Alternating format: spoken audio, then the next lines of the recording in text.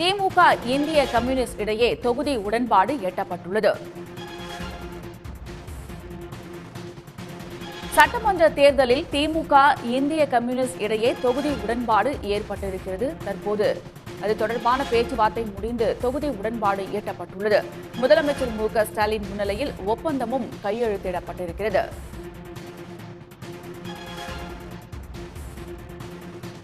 இது பற்றிய மேலும் விவரங்களை தருகிறார் நமது செய்தியாளர் அன்புச்செல்வன். அன்புச்செல்வன், முழு விவரம். சட்டப்பேரவை தேர்தலில் திமுக இந்திய கம்யூனிஸ்ட் கட்சியினிடையே தொகுதி பங்கீட்டு ஒப்பந்தம் முதலமைச்சர் மு.க.ஸ்டாலின் முன்னிலையில் கையெழுத்தாகிறது. இந்திய கம்யூனிஸ்ட் கட்சியினுடைய மாநில செயலாளர் உட்பட நிர்வாகிகள் பங்கேற்றிருக்கிறார்கள்.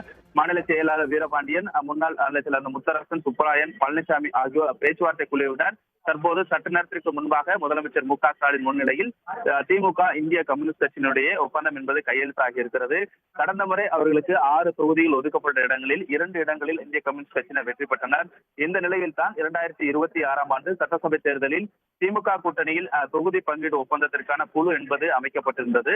திமுகவினுடைய பொருளாளர் அமைக்கப்பட்ட அந்த குழுவை பொறுத்தவரை 3 கட்ட பேச்சுவார்த்தை என்பது அந்த குழுவினருக்கும் இந்திய கம்யூனிஸ்டுக்கும் இடையே நடைபெற்றிருந்த நிலையில் தான் எப்போது வேண்டுமானாலும் ஒப்பந்தம் கையெழுத்தாகும் என்று எதிர்பார்க்கப்பட்ட நிலையில் சற்று நேரத்திற்கு முன்பாக முதலமைச்சர் மு.க.ஸ்டாலின் முன்னிலையில் ஒப்பந்தம் என்பது கையெழுத்தாகியிருக்கிறது.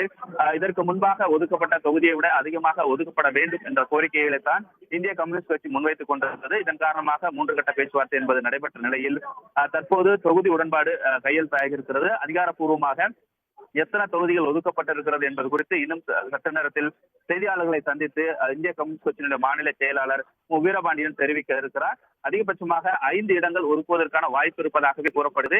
ஏனென்றால் கூட்டணிக்கு புதிய கட்சிகள் வந்திருக்கக்கூடிய ஒரு சூழ்நிலையில் கடந்த முறையோட தற்பொழுது முழுமையாக ஒதுக்கப்பட முடியாத ஒரு நிலை இருப்பது தொடர்பாகத்தான் திமுகவினுடைய பேச்சுவார்த்தை குழு தொடர்ந்து இந்திய கம்யூனிஸ்ட் கட்சியிடம் வலியுறுத்தி வந்தது. அந்த அடிப்படையில் பார்க்கும்போது 5 இடங்கள் ஒதுக்கப்படுவதற்கான வாய்ப்பு இருப்பதாக கூறப்படக்கூடிய நிலையில் அதிகாரப்பூர்வமாக இன்னும் சற்று நேரத்திற்குள்ளாக இன்னும் எத்தனை தொகுதிகள் ஒதுக்கப்பட்டிருக்கிறது என்பது தொடர்பான தகவலை அதிகாரப்பூர்வமாக தெரிவிக்கிறார்கள் என்று எதிர்பார்க்கலாம்.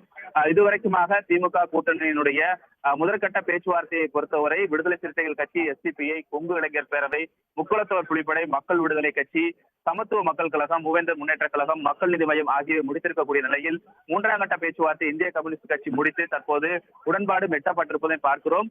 ஆனால் மார்க்சிஸ்ட் கம்யூனிஸ்ட் கட்சி 3ஆம் கட்ட பேச்சுவார்த்தையை முடித்திருக்கக்கூடிய நிலையில் இன்று மாலைக்குள்ளாக ஒப்பந்தம் கையெழுத்தாகும் என்றும் எதிர்பார்க்கப்படுகிறது. இதற்கு முன்பாக இந்திய முஸ்லிம் லீக்கிற்கு 2 இடங்களும், மனிதநேய மக்கள் கட்சிக்கு 2 இடங்களும், காங்கிரஸுக்கு 28+1 இடங்களும், மதிமுகவுக்கு 4 இடமும், கொங்கு நாடு மக்கள் தேசிய கட்சிக்கு 2 இடமும் ஒதுக்கப்பட்டதும் குறிப்பிடத்தக்கது.